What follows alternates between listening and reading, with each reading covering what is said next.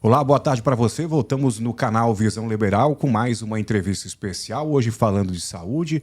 O tema é a campanha do Novembro Azul e vamos conversar hoje aqui no portal Visão Liberal com o Dr. Giovanni Favretto, ele que é urologista aqui na cidade de Brusque e membro também da Sociedade Brasileira de Urologia, e um tema bastante especial. Campanha em andamento, o mês onde a conscientização, né, bate mais forte, todo mundo faz um trabalho de conscientização, as entidades, toda a sociedade, um tema bastante importante também, delicado, que ainda tem, né, um preconceito, mas isso vem sendo quebrado com o passar do tempo, com o trabalho realizado pelos profissionais.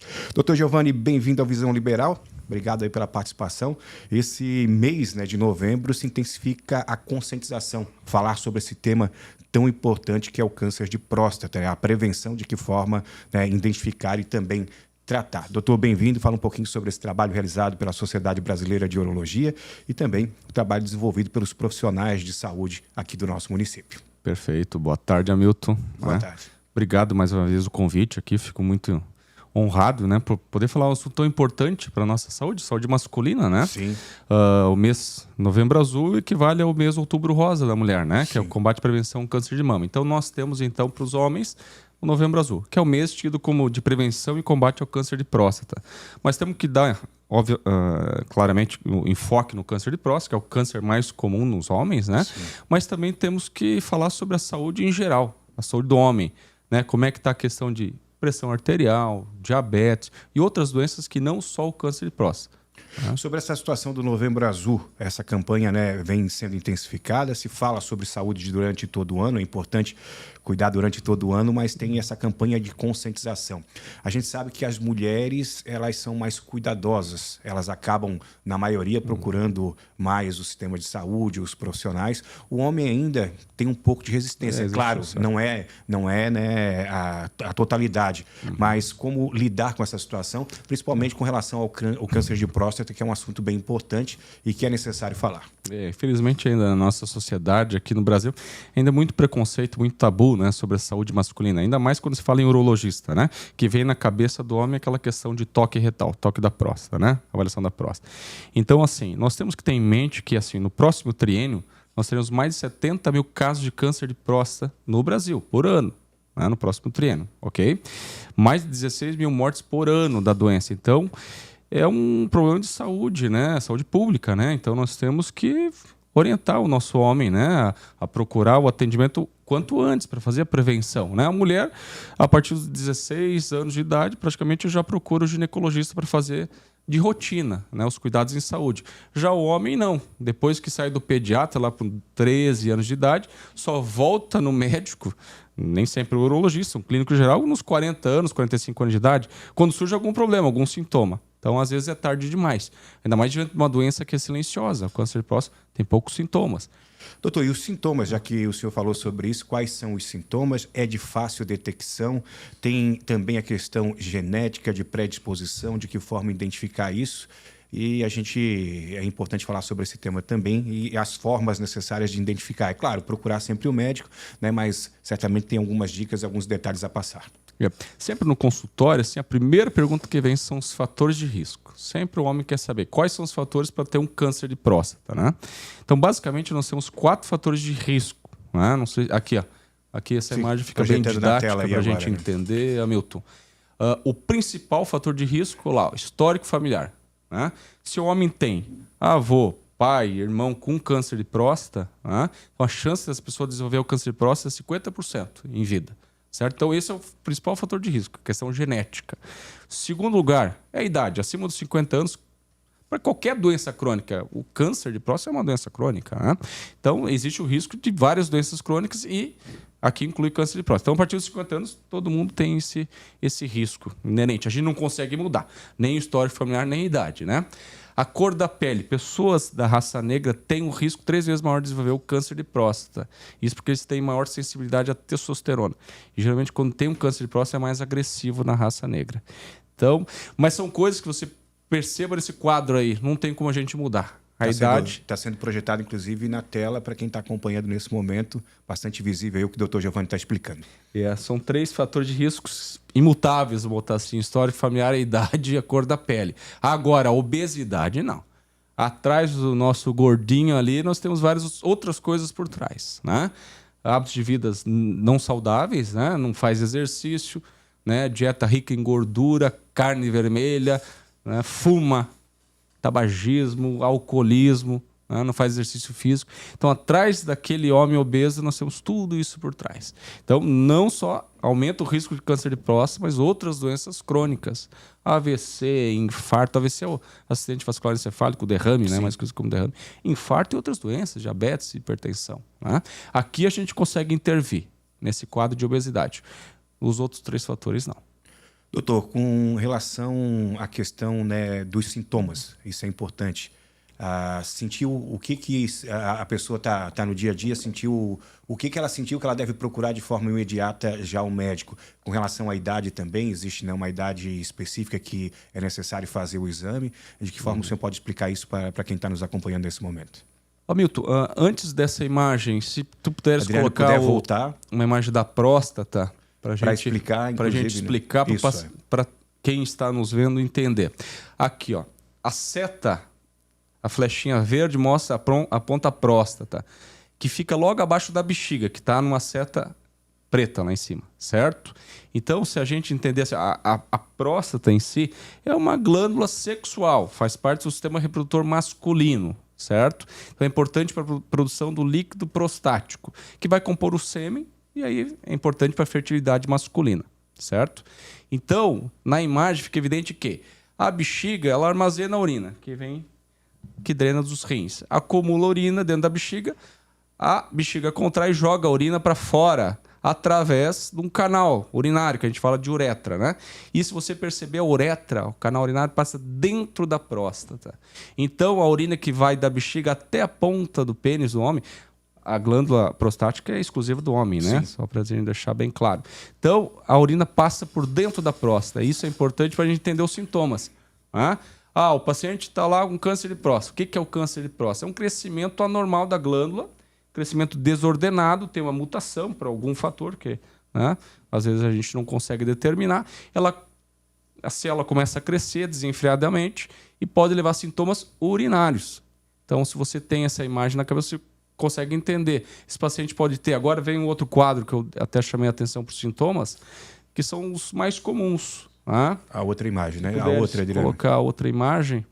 São sintomas urinários, que é dificuldade para urinar. O paciente vai lá no banheiro, não consegue esvaziar adequadamente a bexiga, dói para urinar. Várias vezes ao banheiro, aumenta a frequência urinária, às vezes pode sair sangue na urina. Acorda 3, 4 vezes à noite para urinar. Então, são sintomas basicamente urinários, né? Mas nem sempre isso representa, obviamente, você que está assistindo vai... agora eu estou com câncer de próstata devido aos meus sintomas. Calma lá. São sintomas que podem existir no câncer de próstata, mas é muito mais comum em outras doenças benignas da próstata. Nós estamos falando especificamente agora do câncer de próstata, né? Então, às vezes, o paciente pode ter um crescimento da idade, crescimento normal da próstata, ela cresce com a idade, pode levar a esses mesmos sintomas. Né? Daí a importância da gente saber os fatores de risco e fazer a prevenção do câncer de próstata. Doutor, além do exame do toque, né, tem também outra maneira de identificar e também de fazer o tratamento? O diagnóstico, né? Perdão, o diagnóstico, certo. Que eu chamo a atenção ali em vermelho, na maioria dos pacientes que têm câncer de próstata não sentem nada. Até digo que é mais de 80%, chega a beira 90%. Então, como que nós vamos fazer o diagnóstico desse paciente se ele não sente nada?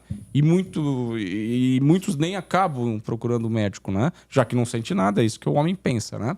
Como é que a gente faz o diagnóstico? O principal é conversar com o paciente, né? Sim. Ter uma boa conversa com o paciente, saber dos sintomas, a histórico familiar, se tem algum histórico de câncer de próstata na família, né? E aí, no consultório, faz parte do nosso exame físico fazer o bendito toque retal, que assusta todo mundo, né? É um exame simples, indolor, é mais uma dor psicológica do paciente, não é uma dor física. Mais um bloqueio mental do bloqueio mental do que qualquer outra coisa. É uma coisa simples, 5, 10 segundos, né? Através desse exame digital da próstata, que é o toque retal, a gente consegue determinar se essa próstata está crescida, é uma consistência boa, tem algum nódulo, alguma coisa suspeita de câncer de próstata, né? Além disso, o que esse paciente sai do nosso consultório com pedido do exame de sangue, que é feito em qualquer laboratório hoje em dia, né? Que é o PSA, todo mundo conhece. Né? Popular. PSA, o popular PSA, que é o antígeno específico da próstata. Vamos botar assim, uma proteína que a próstata produz, cai na corrente sanguínea e a gente consegue dosar no laboratório. É um exame simples de sangue, barato. Né? Então, somando esses dois, o toque retal e o exame de sangue, a gente tem uma acurácia de 95% de fazer a suspeição do câncer de próstata. Por que eu falo suspeição? Porque o diagnóstico preciso mesmo é só com uma biópsia prostática, certo? Mas antes dessa biópsia, a gente pode lançar mão de ultrassom, ressonância, tomografia, mas volto a dizer, 95% das vezes a gente consegue já imaginar que esse paciente tem uma doença através de coisas simples. Identificando uma predisposição para isso, dá para fazer o tratamento já de forma preventiva para no futuro, né, de certa forma, prevenir algo pior. Seria isso? O que a gente precisa? A gente precisa fazer a detecção precoce. É uma coisa interessante deixar bem claro aqui. Não existe nenhum medicamento hoje, em 2023, que faça prevenção do câncer de próstata. Nenhuma dieta aí da moda. Não existe. Então, o que a gente faz? A gente faz a detecção precoce, que é através do toque retal e do PSA. Né? Beleza, vamos lá, temos suspensão, vou ter que fazer uma biópsia. Confirmando, vou tratar esse paciente. 90% de chance de cura se você detectar precocemente esse câncer de próstata. Em estágios que a gente fala mais precoces, né? Onde a doença está localizada e a gente consegue curá-lo. Vai várias modalidades de tratamento, não vamos discutir cada uma aqui. Mas cito assim, posso te elencar: radioterapia, cirurgia, hormonioterapia, bloqueio hormonal, N tipos de tratamento. Né? Mas para isso a gente precisa ter uma detecção precoce para poder curar esse paciente. Né? Tenho casos na família, tem que procurar mais cedo, inclusive o médico. A recomendação não é uma diretriz universal, mas é um consenso aqui da Sociedade Brasileira de Urologia se o paciente não tem nenhuma queixa urinária, né? O hábito urinário dele é normal, não tem nenhum histórico na família de câncer de próstata a partir dos 50 anos de idade. Essa é a recomendação. Agora, se o paciente sente algum sintoma para urinar, dificuldade para urinar, e tem histórico na família, esse quadro já chama atenção, é a partir dos 40 a 45 anos. Tá? Então, histórico familiar de sintomas, um pouquinho mais cedo, né? A partir dos 40 anos é uma boa idade. Né? Doutor Giovanni, a alimentação, como o senhor falou já no início, é fundamental. Uma vida saudável, exercícios, a questão da alimentação pode, de certa forma, né, ter o cuidado com o corpo. Isso é fundamental para prevenir qualquer doença, não só o câncer de próstata. Né? Lembrar que dentro dos fatores de risco que a gente consegue mudar são os hábitos de vida do paciente. Né? Então, assim, exercício físico, 3 vezes por semana, no mínimo, bastante fruta, verdura no cardápio, cereais, grãos integrais, evitar o excesso de gordura, de carne vermelha, tudo isso vai beneficiar o paciente na questão de saúde dele, né? Não só a prevenção do câncer de próstata, né? Mas a questão de risco de doenças crônicas, diabetes, hipertensão, colesterol alterado, né? Então, isso tudo no consultório a gente conversa bem com o paciente sobre isso, né? Doutor Giovanni, o acesso à saúde e ao tratamento, hoje existe o tratamento já rede pública, SUS, particular, de que forma, né, existe essa questão da conscientização e também o acesso hoje é um pouco mais fácil à saúde, principalmente aqui na nossa região. Amplamente disponível no SUS, na rede SUS, né? Então, acho que não é esse o grande problema, não. Às vezes o paciente tem vergonha, um tabu mesmo de procurar um médico urologista. Ele acha que indo no urologista ele vai perder a masculinidade. Né? Então isso a gente tem que trabalhar na mente do homem, né? Infelizmente a mulher cuida mais da sua saúde, né? Tem menos preconceito, né? O homem já é um pouquinho mais difícil, né? Mas vem mudando esse pensamento com o passar do tempo, com as campanhas realizadas, com o fortalecimento do Novembro Azul, o trabalho realizado pelos médicos, pela Sociedade Brasileira de Urologia. Vocês vêm percebendo a melhoria na procura do homem pela saúde como um todo, como também a situação envolvendo o câncer de próstata? A campanha Novembro Azul, no Brasil, nós temos há mais de 10 anos. Né? No mundo todo, surgiu em 2003, na Austrália. Né? Sim. Então, nesses mais de 10 anos aqui no Brasil, surtiu efeito, obviamente. Então, várias campanhas de prevenção ao câncer de próstata, combate, né? Prevenção do câncer de próstata, detecção precoce, através de informativos, televisivos, podcasts hoje em dia, obviamente, que é isso que a gente está tentando levar ao nosso público aí, né? Conhecimento, né? Sobre a saúde masculina, que é importante cuidar da saúde, né? Não só a mulher tem que cuidar, por isso que a mulher vive 7 a 8 anos a mais que o homem, né? Talvez isso influencie, né? Doutor Giovanni, com relação ao atendimento, você atende no Hospital de Azambuja, aqui na cidade de Brusque, é isso?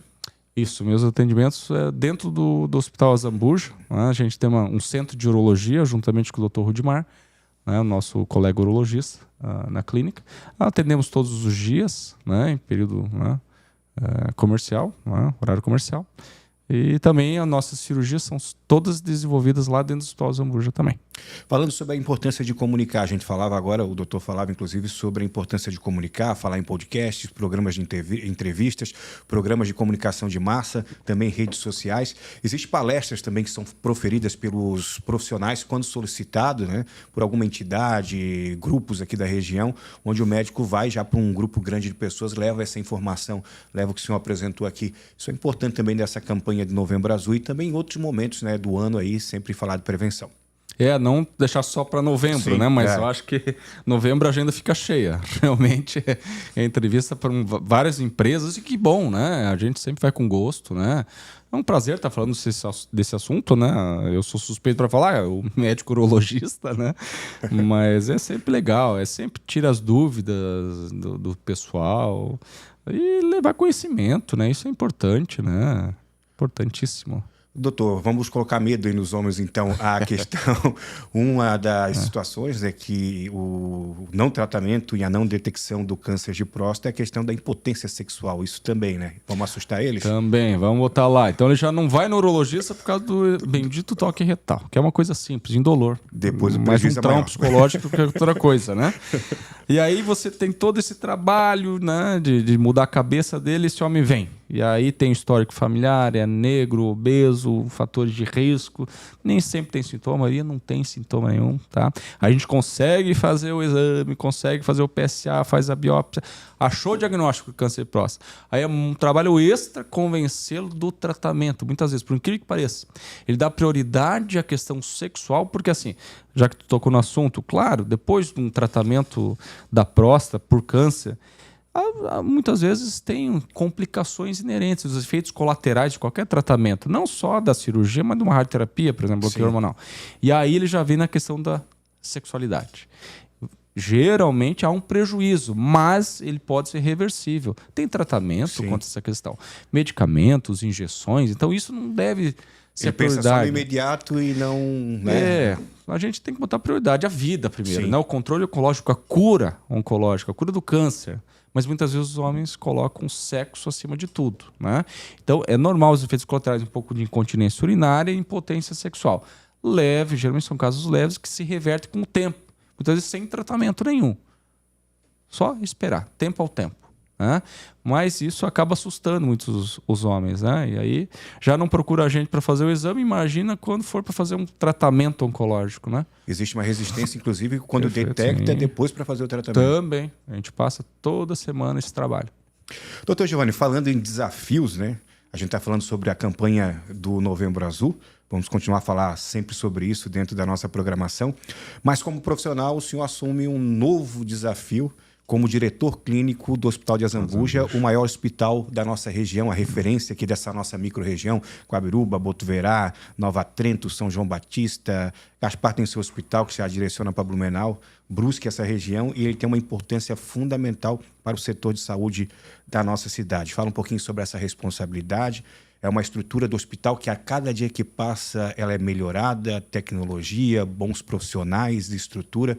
Conta um pouquinho para o nosso público sobre esse desafio na sua carreira. Mais um, né? Mais um, né? Mais responsabilidade, né? Verdade. A cada dia que passa. Trabalho, família, filho, agora como cargo de diretor clínico. Mas é sempre um prazer, mais uma vez, né? Ser eleito pelos próprios pares ali para representá-los, né? Com o corpo clínico, né? Um corpo clínico muito grande do Hospital Azambuja, né? Uma tradição, né? Um hospital de tradição. E um hospital regional hoje em dia, vamos colocar assim, né? Na macro-região aqui de Brusque, né? A gente engloba não só Botuverá, Guabiruba, mas Tijucas, Nova Trento, São João Batista, né? Então, um hospital que tem crescido muito, né? O porte de complexidade de tratamento. Quem iria imaginar cirurgias cardíacas no Hospital Azambuja, né? Hemodinâmica, né? Hemodinâmica, né? Pessoas que infartam não precisam mais sair de Brusque, conseguem o atendimento já e tratamento dentro do Hospital Azambuja. Né? E agora tem o novo complexo hospitalar, né? Atrás do Hospital Azambuja, serão 5 andares, né? De nova infraestrutura, né? Cirurgias robóticas, quem sabe, né? Nos próximos meses aí. Então, tudo isso são coisas boas. E quem aproveita é a população. Quem vai ter o maior benefício, né? Doutor, é uma evolução bastante rápida, né? Inclusive da qualidade profissional. São bons médicos, bons profissionais que chegam aqui. Hoje a gente tem uma universidade, inclusive, né, uma faculdade de medicina aqui na nossa cidade, inclusive com parcerias com o Hospital de Azambuja, né? Mas os equipamentos, o que vem chegando ultimamente aí em termos de espaço físico e também de equipamentos, uma evolução muito grande, né? Não fica atrás de nenhum hospital em Santa Catarina. Posso dizer isso com firmeza, clareza mesmo, certo? Então, eu trabalho no Hospital Azambuja desde 2014, quando eu vim de Florianópolis para cá, por causa da família, né? Então, é o hospital que eu trabalho, eu vivencio o meu dia a dia, né? É uma segunda casa, praticamente, ou primeira. Eu passo mais tempo dentro do Hospital Azambuja do que propriamente em casa, né? Eu vou mais ou menos para dormir em casa, né? Pouco vejo os filhos, apenas nos finais de semana. Então, só tenho a dizer que a população está bem guarnecida quanto à questão de cuidados em saúde. E lá, com enfoque na questão de Novembro Azul, nós temos o nosso centro de urologia à disposição. Sim. Doutor, e sobre a importância de ter mão de obra qualificada, inclusive do pessoal que está saindo da universidade, aproveitando o espaço, vocês que já são profissionais de longa data, né? Aprendendo, inclusive, com a experiência de vocês, inclusive as pessoas que fazem a questão da residência, que hoje cursam medicina aqui na Unifeb. Qual a importância desse material humano? Muitos acabam indo para outro lugar, né? Mas muitos deles também permanecem aqui na cidade de Brusque, na região. Isso é importante, né? Ainda nós não temos a primeira turma formada, né, na Unifeb. Vai ser o ano que vem. Então isso vai ser muito bom, né? Sempre tem espaço na escala, né, de plantões, de cirurgia, de clínica médica, e eu acho que vai conseguir suprir essa demanda, né? Isso vai ser interessante, né? Tem vários, claro, grande parte vem de outras cidades, cursa o curso de medicina aqui e depois acaba voltando para a cidade de origem, né? Mas uns 20% desses alunos são da própria região e vão acabar se alocando aqui. E isso vai ser interessante, postos de saúde, unidades básicas de saúde e até a própria demanda do hospital, que só tende a crescer em serviços médicos, né? Doutor, e o hospital hoje ele atende, inclusive, particular, planos de saúde e Porta SUS, né? É o hospital referência da nossa região. É o hospital referência, filantrópico, né? Atendemos basicamente 60%, 70% questão de demanda do SUS, né? Sistema Único de Saúde, e os demais é privados e convênios.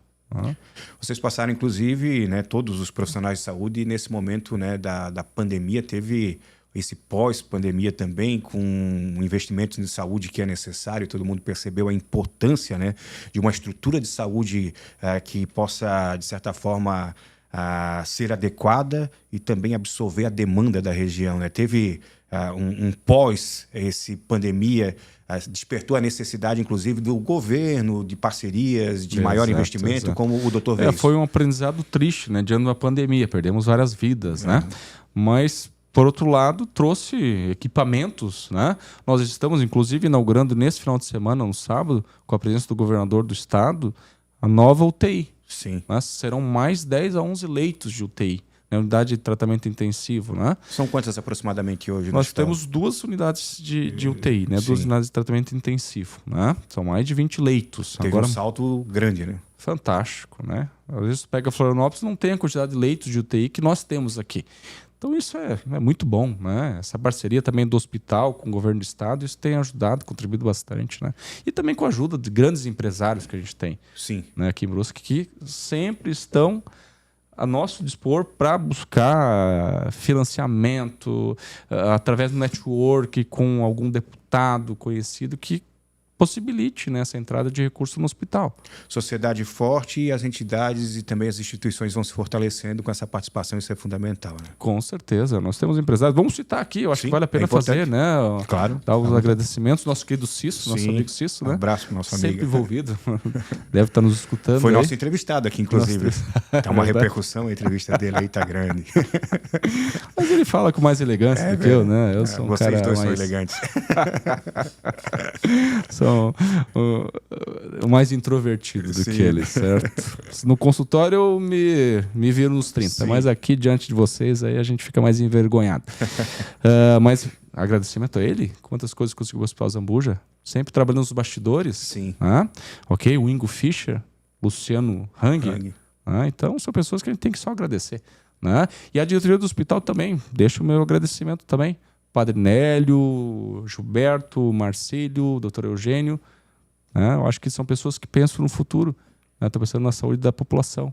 Né? Inclusive hoje, né, uma polêmica que a gente traz aí, que a imprensa vem divulgando, que o hospital, inclusive, ele tem toda a capacidade técnica de fazer o tratamento oncológico, inclusive na nossa cidade, mas por não ser a referência no momento, pacientes daqui são né, levados para outros lugares aqui da região. Uma situação que pode ser revista, né, doutor, no futuro? Pode ser revista, com certeza, e tem implicações políticas envolvidas, então é um pouco mais difícil a gente conseguir agora no momento, mas estamos lutando por isso. Mas está com a capacidade técnica e também de estrutura para isso. Capacidade técnica, estrutural, de funcionários, de técnicos. Eu acho que não tem porquê não ter esse serviço aqui dentro de Brusque. Não faz sentido um paciente que tem câncer e que precisa tratar se deslocar para cidades próximas para fazer o tratamento. Não faz sentido nenhum diante da nossa estrutura do Hospital Zambuja. Hoje, em 2023. É verdade. É uma polêmica grande que tem que ser falada sobre isso, né? Até para que isso possa ser revertido no futuro próximo, é o que a gente aguarda. Doutor, voltando a falar sobre o Novembro Azul, vamos então fazer aquele reforço para todo mundo que está nos acompanhando nesse momento, da importância da detecção, da prevenção, também de uma alimentação saudável. Convite para todos aí que possam, né, de certa forma, buscar o seu profissional de referência, o seu profissional de confiança, para tirar, né, essa barreira, esse preconceito da cabeça psicológica, né? E fazer aí o exame, torcendo para que nada de mal aconteça, mas caso seja detectado algo, que ele possa fazer um tratamento precoce. Detectado precocemente para ter uma alta taxa de cura. Sim. Aqueles pacientes que nos procuram em estágio mais avançado, a gente não consegue mais a cura. Vão dar conforto, qualidade de vida com uns tratamentos mais modernos, ok? Mas muitas vezes eles acabam falecendo antes, né, do que a gente espera, certo? Então, assim, eu acho que da nossa entrevista, aqui do pouco que a gente conversou, acho que tem que ficar bem ciente assim. A gente não consegue fazer a prevenção do câncer de próstata, a gente faz a detecção. Mas para isso tem que procurar o auxílio médico, né? Então, assim, homens que não sentem nada, não tem histórico de câncer de próstata na família, a partir dos 50 anos, ok. Às vezes me perguntam, doutor, eu tenho 35 anos, preciso fazer? Antes dos 40 anos é raro ter. Só se estiver sentindo Só se sentir alguma queixa relacionada à urina. Mas, claro, o urologista não trata só a próstata. Às vezes a pessoa só trata...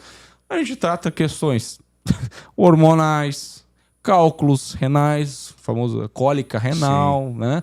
Doenças outras da bexiga, cistos renais, outras coisas, não só próstata, né? Sim. Ok? Então tem que deixar bem isso claro, né?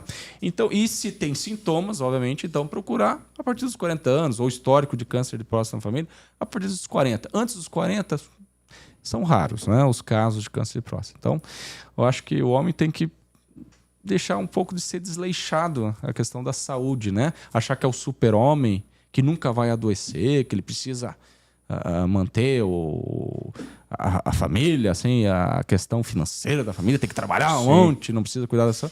Se ficar doente, não vai conseguir trabalhar. Só que daí, se ficar doente, aí mesmo que a família vai sofrer, né? E eu acho que tem que ser bem conversado, assim, sempre em consultório. Eu gosto que a esposa ou a parceira esteja junto. Que essa vai pegar no pé. Essa vai ser a primeira a cobrar. Muitas vezes eu estou conversando, às vezes com a esposa, ele está tão intimidado na ali, defensiva, suando frio, inflexível. Não, mas a gente vai quebrando esse gelo com o tempo, né? Mas é bom que a mulher esteja junto à parceira, certo? Aí pega mais no pé e aí corre atrás do que tem que fazer. E não vamos deixar só para novembro para falar sobre esse assunto. Né? Exato. A gente tem que sempre chamar atenção, né? Novembro Azul, lógico, que é um mês tido, né, como mês de combate à prevenção do câncer de próstata, mas nos outros meses também a gente tem que discutir sobre saúde. Né? Eu digo doutor Google, eu digo atrapalha o médico, mas eu digo assim, às vezes procurar alguma coisa, se tiver algum sintoma, e depois na sequência já procurar o médico. Eu digo hoje as redes sociais alcançam todas as pessoas. Hoje tu tá com o telefone na mão, né? A informação tá aqui. Exato, então, falta de informação, eu acho que não é. Não é. É a questão mesmo do preconceito que deve estar atrapalhando. Eu acho que é muito do preconceito mesmo, Hamilton. Muito preconceito. Doutor, quero agradecer a tua participação. Algo mais a acrescentar? Algum assunto importante, alguma informação final para quem está acompanhando essa entrevista. A gente vai repercutir ela nas nossas redes sociais, no canal Visão Liberal no YouTube, também nas nossas redes sociais, durante toda a semana, durante todo esse mês. Muito importante a participação do Dr. Giovanni aqui para trazer essas informações e falar de conscientização, de tratamento, né, para que o homem possa ter a cabeça um pouco mais aberta com relação a assuntos que são importantes, mas que às vezes se tornam um tabu, né? Às vezes na roda de amigo, né? O cara, tu vai fazer o exame de próstata, aquela brincadeirinha na internet, isso atrapalha demais, né? Acaba atrapalhando demais. Né? Hoje mesmo estavam conversando sobre alguns vídeos de algumas, né, as emissoras aí que divulgaram. É sempre a questão de piadas, né? Sim. Eu não sei se isso não é um desserviço aí para nossa... Com certeza é um desserviço. Na nossa sociedade, né? Sempre piadinha do famoso toque, né? Faz parte do exame físico, né? Uma coisa tão simples, né? A gente esqueceu de comentar uma coisa. Exemplo, né? Sempre chega o paciente no consultório e fala assim, doutor Giovanni, não surgiu nenhum novo método de exame para detecção? Tem que fazer o toque, o exame do dedo? Tem que fazer. Essa é uma pergunta comum. É uma pergunta comum, nada substitui. Exemplo, mas tem o PSA, que é o exame do sangue. 30% dos casos de câncer de próstata, o PSA dá normal. 30%. Como é que nós vamos fazer o exame, o diagnóstico? Através do toque. Então você tem que associar. Assim como se faz o toque, 30% você tem de falha. É válido também. Então você associa os dois, a curaça 95%. Mas eu quero fazer a ressonância. Nós estamos num país pobre. É um exame caríssimo a ressonância. Mais de R$1.000 uma ressonância de próstata. Né? Tempo que demora para fazer um exame, 2 horas. Vai fazer isso de saúde pública? Impossível. Tem que pensar assim. Claro, a pessoa que tem convênio, tem dinheiro, ok, ajuda no rastreio do câncer de próstata. Mas o melhor ainda é o exame do toque e o PSA. Associando os dois, a gente consegue fazer o diagnóstico precoce e tratar precocemente para cura. E o acesso à informação hoje é bem mais fácil, então não tem desculpa, né? E parabéns pelo trabalho de divulgação. Esse que é importante. Obrigado, doutor. Sucesso no seu trabalho. Sucesso nessa nova empreitada, nesse novo desafio como diretor clínico de um hospital tão importante aqui na nossa região. Certamente a gente vai conversar bastante, os temas vão aparecer, os assuntos do hospital, também o trabalho do dia a dia. E o canal Visão Liberal está aberto sempre aí para a gente falar sobre temas importantes, principalmente falar da saúde masculina, da saúde como um todo, de todas as pessoas. Isso é fundamental e a comunicação faz toda a diferença. Ok, Milton. Obrigado, o convite mais uma vez, né? E cuidar da saúde também é coisa de homem. Ok? Não só de mulher. Tá bom? Obrigado. Conversando conosco o Dr. Giovanni, falando sobre o Novembro Azul. Também, né, ele que é membro da Sociedade Brasileira de Urologia, falando sobre os cuidados necessários, a questão da detecção, os exames que são necessários também para ser feitos, né? E esse preconceito, esse tabu que tem que ser quebrado. A gente vai então trazer essas informações. Você pode acompanhar essa entrevista nas nossas redes sociais. A gente volta a qualquer momento.